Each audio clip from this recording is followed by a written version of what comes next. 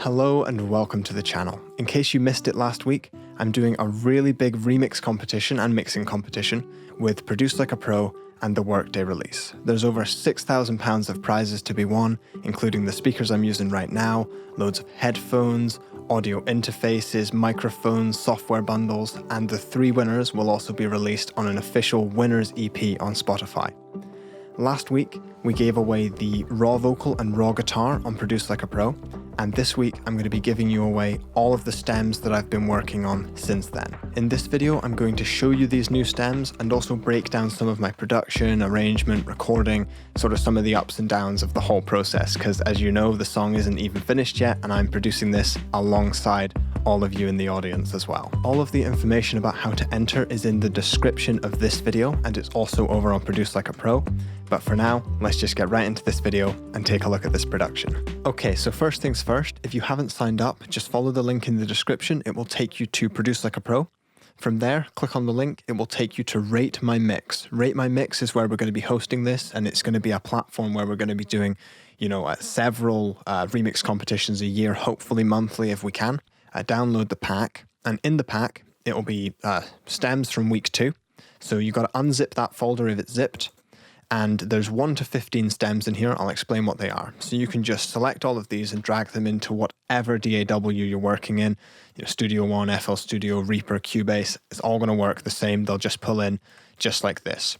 They're all aligned to the first bar with 8 counts before we start. And the tempo is 150. So these 15 stems are all you need to really get going with your remix. So 15 at the bottom is actually just my mix, so you can mute that or listen to it at any time if you want to. You've got the vocal at the top, a little bit of tuning done, a little bit of chopping done, but it's still relatively raw. And then I've added in the kicks, snares, and percussion. So you've got all of these, and you can slice these up however you like, but I wanted to separate things onto individual tracks as much as possible.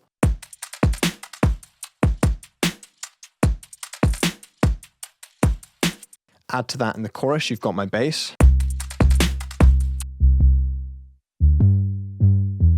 And you also have the pluck bass from the verse.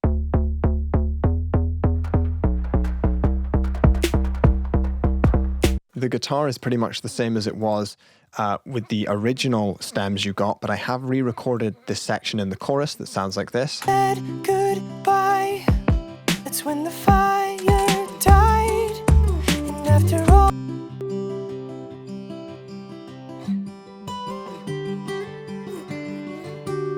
and I encourage everybody to record as much as you want on this. Just to go through all of them, there's this really small stem here, which is ambiances and some chords to go underneath everything. Which sounds quite nice. I've got this sort of pizzicato cello stem, which is very highly processed, but it will be fun for you guys to play around with that one. I have this piano stem. I'm particularly proud of this one. I think it really sets a really sort of nostalgic and drifts into kind of like memories and nostalgia sort of territory. What I was trying to do with this track was build an atmosphere that reminded you of maybe the person, like in the song, they're thinking back to the person they used to be with. So I wanted to kind of create that kind of nostalgic feeling and then have the chorus be more resolved and be like, yeah, no, I don't think we can be friends. I'm fine the way I am. But it really sort of pulls on your emotions. So the pianos sound like this.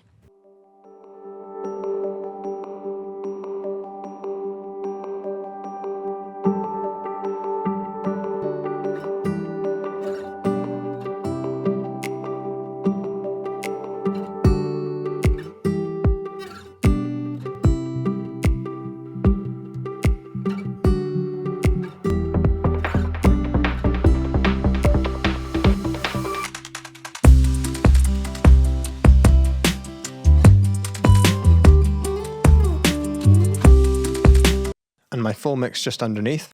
friends. When we said goodbye, that's when the fire died. And after all this time, we should both know why. When I hear that, I've also included a synth pulse that builds through the verses and then drives the track like this.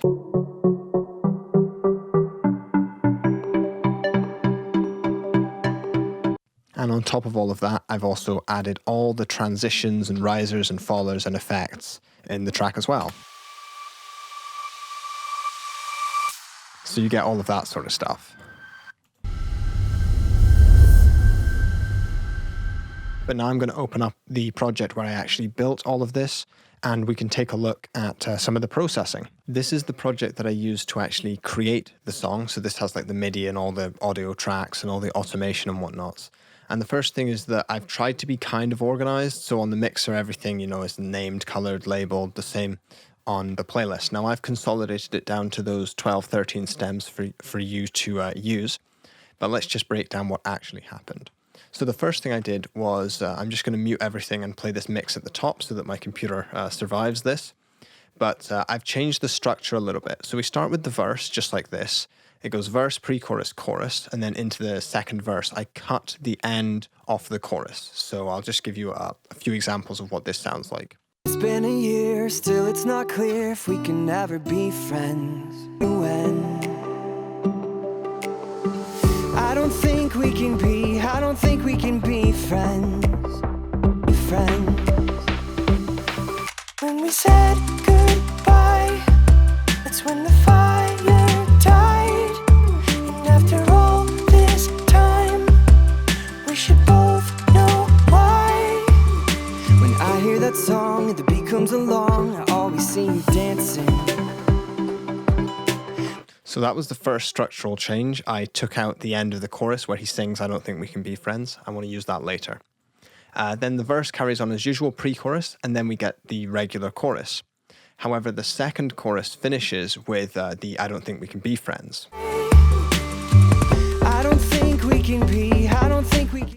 Which drifts us into the bridge. Now, this was my vision overall for the bridge. I wanted a really sort of expansive musical bridge, a break from the traditional pop structure. The bridge is very atmospheric, very delayed, reverb everywhere, and then the bridge ends into an instrumental build-up into a final double chorus. So this isn't a typical structure, but I'm going to play through a little bit of this bridge and build up just so you get the idea of what I was kind of going for. Nights with the light of you burning bright, visiting ghosts. Nights with the light of you burning bright, visiting ghosts. Nights with the light of you burning bright, visiting ghosts. Nights with the light of you burning bright, visiting ghosts. I'm letting go. And then a big sort of drop off.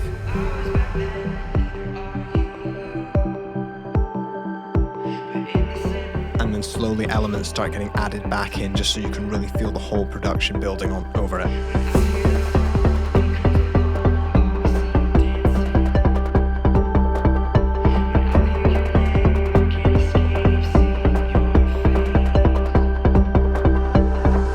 I don't think we can be friends. Everything's building to this large sort of big crescendo. I don't think we can be friends. When we said goodbye, that's when the fire died. And after all this time. And then we finish with that double chorus. So that gives you an idea for the structure I went with. Now let's dive in to all the processing. So I have this mix here to go back to because at times my computer might not cope playing all of this together. It's having some problems. So I took the regular guitar chords and I didn't do an awful lot to them. So if I look down on my mixer, I did a little bit of EQ to remove some low end, and then I imaged them because I didn't have two guitar tracks. David and Warren will be recording more guitar parts. When I get those, I'm just going to do left and right panning. But for now, I just used a little bit of ozone stereo imaging just to try and widen it out a little bit. So that sounds like this. Nice, simple, and straightforward. Now, the new guitar stem that's been added this week is this chorus guitar stem, which I've added just to give some momentum to the chorus.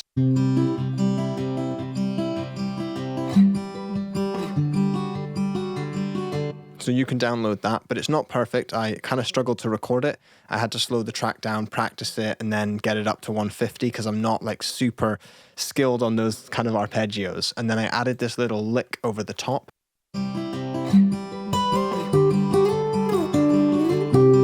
was just a melody that sort of came to me. Now I have some footage of me recording this, and I actually have it on camera when I sort of came up with this, so I might just cut to that right now.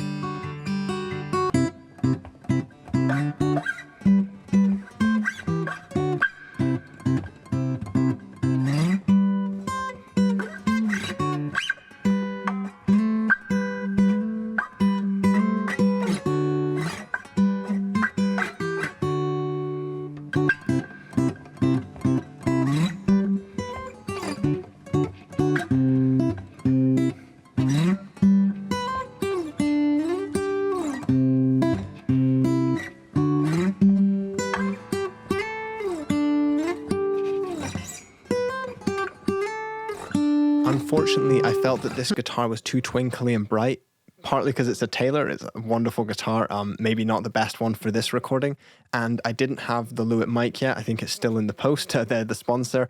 I was using that Slate mic, which I think was just too twinkly in the top end, so it sounds a little bit silly, but that's something that I want David and Warren to re-record. One of the visions for this song was to create something really sort of, I wanted something really atmospheric, but also with a lot of rhythm, and that presented quite a problem to me because the tempo of 150, I'm not just trying to make excuses here, 150 was an interesting tempo for me. It's definitely not a speed that I'm used to producing at, so I have some pads and atmospheric elements, and then I've tried my best to add some punchy bass lines and plucks on top of it. So let's take a look at these ambiances. There's two that are together. You've got the stems for this. One is this smooth pad that sounds like this, and it's coupled with this other atmosphere here. So that kind of sets the scene underneath those guitars. It gives something really nice for that vocal to sit on top of. No longer who I was back then, and neither are you. But in the same room, what if we fall way back to when? And then the pianos, which I'm particularly proud of. And this inspired me to play another section that sounds like this.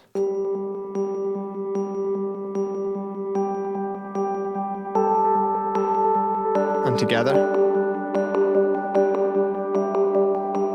So that just adds some more movement to the whole performance. Now if I add the vocals to that. No longer who I was back then, and neither are you. But in the same room. Still got that sort of atmospheric sense, but there's still definitely a rhythmic vibe going on as well. This is where the clicks are added, just to add to that even more. No longer who I was back then, and neither are you. I did something with the clicks, which was a Haas delay, so I went into the pre-computed effects, and then I added this stereo delay here that makes them from sort of a mono signal in the center. No longer who I was back then, and neither are you. But in the same room, what? Which makes it really nice and wide. It just means there's a delay between the left and the right speaker. And because I did that delay, I dragged it back onto the playlist so that the main transients sort of still hit in time, but it's quite a loose click sample. Into the pre-chorus, I wanted to really start building that rhythm up for the chorus. So what I have is an electronic bass line, which is created on Serum, that sounds like this. And I'll give away this preset, it's all linked in the description. And on top of that, to fill out the top end, I have this synth pluck that starts gradually filtering up in the pre-chorus.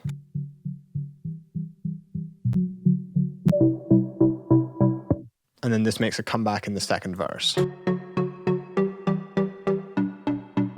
And what I didn't include on the stem is this delay that I added to it. So in my version, there's a delay, which adds an awful lot of movement and rhythm, but I wanted to give you the option of adding that delay or not. As you might remember from last week's video on Produce Like a Pro, in the chorus there was this drum beat that I started with that sounded like this.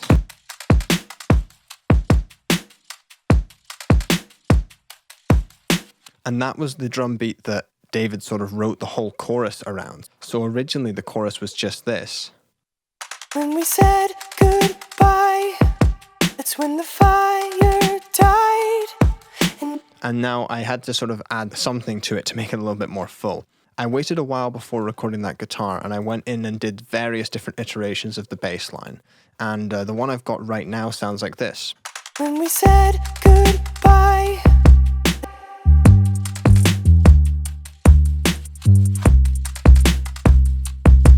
and you'll see on the waveform that this 808, it's sort of like an 808. It's not a real 808. I've created it inside Serum.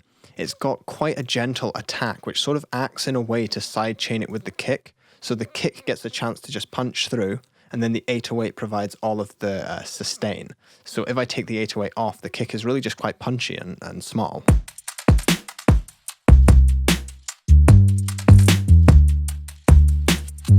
And I've added these sort of little playful, sort of grace, well, not grace notes, these sort of in-between notes you'll see here on the piano roll.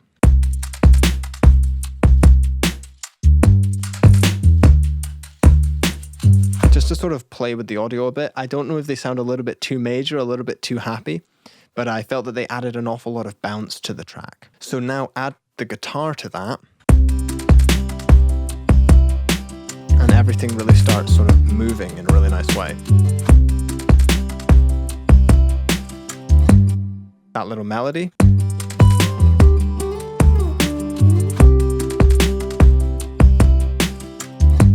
As well as that original percussion stem that I created, which sounds like this. I also added some hi-hats onto the top. And the hi-hats really work with the kick and the snare. The rolls accent where the snare is going to hit.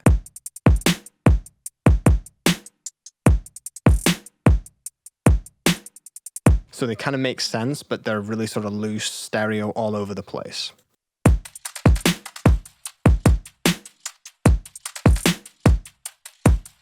I haven't actually done much with the vocals overall, just sort of like a splash of reverb and a little bit of EQ. I'm sort of going to leave the vocals for a while.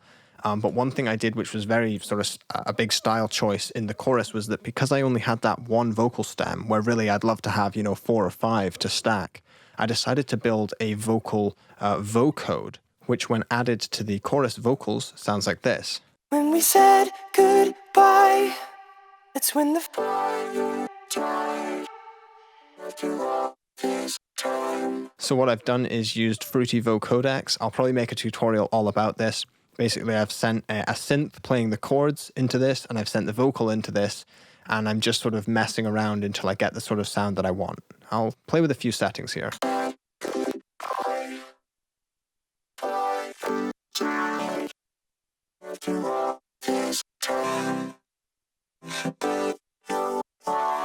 So I was kind of just trying to give the impression of like lots of different voices going on, giving some thickness to that chorus vocal. I'm not actually sure if I'm going to keep it. When David and Warren record more vocals, I might just simply stack all of those vocals, stereo spread them, make them really, really lush. There's a lot of pop productions nowadays that are doing stuff like that. I think anything from the likes of Lauv, where there's just, dozens of vocals stacked all over the place. As for the instrumental, I've done various filterings up and down, and this is what most of my automation clips are here. They're just filters going up and down and volumes falling around the place, just to try and add a lot of life and movement to the mix, because I know that with electronic productions, if you're not automating things and filtering things, I think we all know that they can start sounding a little bit static after a minute or two. So I've just done lots of filters to keep things moving. One thing I want to show is in the bridge, how these guitars and everything starts really working together. So the main bridge guitar is like this, and then the guitar arpeggio, which is something I played, I've drowned in delay and reverb.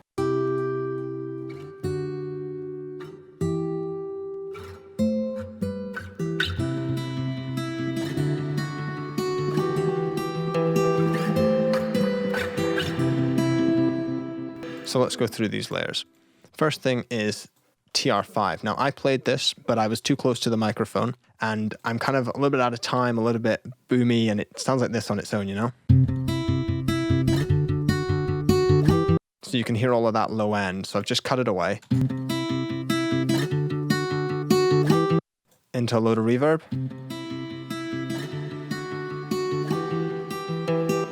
Then into delay.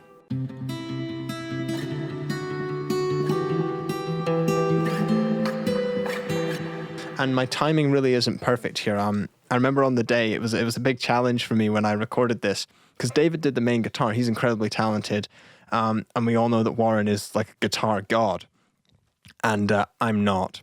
So they put the guitar in my lap and they just said, no, you do it. So I went in there and I could practice it maybe at like 120 BPM maximum. And I went in there and recorded it. And if you really zoom in on the waveform and listen, there's all sorts of problems all over the place. It's interesting the way that it falls in and out of time with the main guitar here. Like in this fall here, you can see that I was too early here, maybe a bit late over here.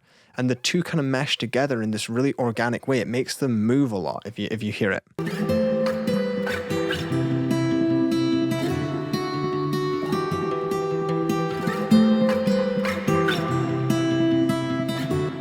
So anyway, that's kind of the atmosphere I wanted to go for in the bridge, and, you know, challenge yourself to record stuff, because I'm definitely challenging myself with this production. I'm not playing anything safe.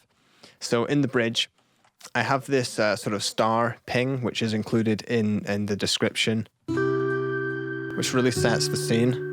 And then as for the vocals, you have this main and then this from long, long ago. But I asked David to record some more stylistically. And then I also recorded in these vocal stacks here. This was kind of like my overall vision for the bridge, just to make this musical expansive thing. So it sounds a bit like this when it's all together.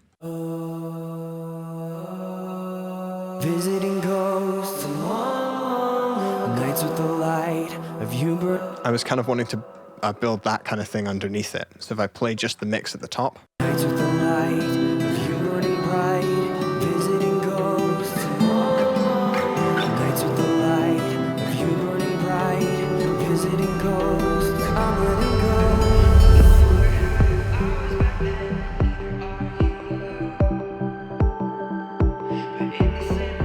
One thing that was really a challenge for me more than anything else was the tempo and getting a drum groove that works, because, I mean, I'm just going back to the drums here. This drum groove here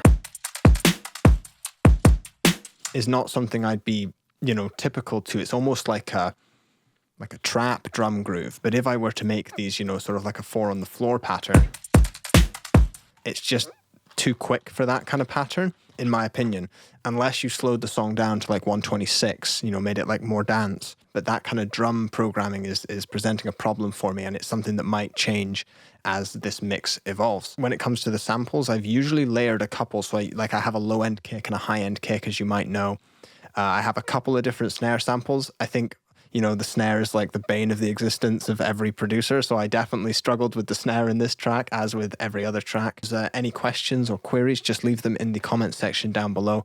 And remember to download the stems and keep producing this along with us. There's loads of prizes to be won. And remember that even not including the prizes, just seeing this song develop and producing it along with us is, you know, an incredibly valuable experience for everyone. I'm learning a lot from it. Warren and David are, and I hope that you are too.